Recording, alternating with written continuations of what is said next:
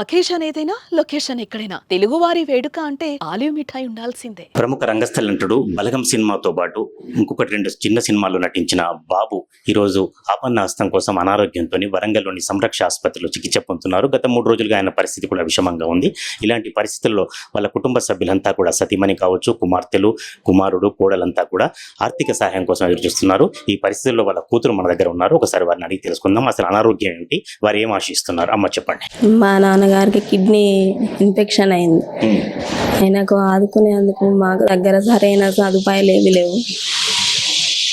Government ఏమన్నా మాకు సహాయంగా ఉంటుందని మేము కోరుకుంటాము. ఎన్ని రోజులైంది హాస్పిటల్లో?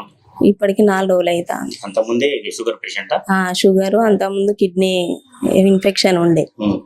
ఏదో మా దగ్గర ఉన్న కాడికి ఏదో మేము మందులు వాడుకుంటున్నాం. ఇప్పుడు బాగా తీవ్రమైన పరిస్థితి వచ్చింది. ఎందుకంటే బలగం సినిమాలో ఆయనకు చాలా మంచి పేరు వచ్చింది. ఆ సినిమా తర్వాత 1-2 సినిమాలు కూడా చేశారు.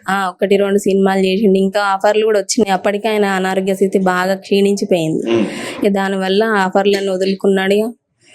అప్పటి నుండి డైలీస్ లాగా వచ్చేయండి. మొదట్లో నాటకాలు అవి కూడా బాగా చేసేది కదా, మంచి నటుడు. కళాకారులు బాగానే ఉండేది, మంచిగా పేరు తెచ్చుకున్నాడు మా నాన్న. మీరెవరైనా కలిసిండ్రమ్మా ఆర్థిక సహాయం కోసం? మేము ఎవరిని కలవలేదండి. మాకు ఎవరు తెలియదు. మాకు ఎక్కడి మా టెన్షన్ లో మేమే ఉన్నాం. ఇక ఆయన నాన్న కోలుకోవాలని ఆయన పరిస్థితి మంచిగా లేదు. ఇప్పుడు కూతుర్లకు కానీ కొడుకు కానీ పెట్టే పరిస్థితి లేదు మా దగ్గర. అంత పరిస్థితులు మేము లేవు. అంటే ఇప్పుడు మెయిన్ గా ఏం ట్రీట్మెంట్ కావాలంట సారికి, బాబు గారికి? ఆయనకు కిడ్నీ, ఆయనకు డయాలిసిస్ అయితే ట్రాన్స్ప్లాంటేషన్ అవసరం లేదన్నాడు. ఆయన క్షీణించిపోయింది బాగా.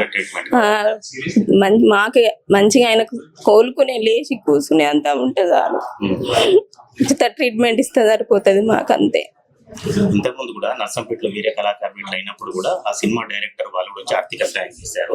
అట్లా మీరు ఎవరికైనా ఫోన్ చేశారా? లేదండి, వాళ్ళ స్నేహితులే వాళ్ళు ఏదో తోచిన కాడికి సాయం చేసిళ్ళు, అంతేగాని ఇంతవరకు అయితే మాకు ఎలాంటి సాయం అందలేదు. ఎంత అవసరం పడే అవకాశం ఉంది అది చెప్పలేము. డాక్టర్లు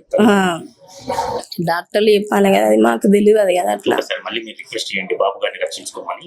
అదే ఏదో మీ అందరికి ఒకటే కోరిక, మా నాన్న మాకు కనబడాలి, లేచి అయినా కూర్చుంటే చాలు మాకు. ఏదో తూచిన కాడికి ఎంతో మాకు గవర్నమెంట్ కూడా మాకు ఇంత ఉచిత వైద్యం మాకు అందించాలంటే ఇంతవరకు మా నాన్నకి ఇలాంటి సదుపాయం ఇంతవరకు మాకు అందియలేదు. ఎవరు కూడా ఆర్థికంగా కూడా ఎవరు కూడా మాకు సపోర్ట్ కూడా ఎవరు ఇస్తలేరు కూడా. అందరు కలిసి మాకు ఎంతో సాయం చేస్తే చాలు, అంతే.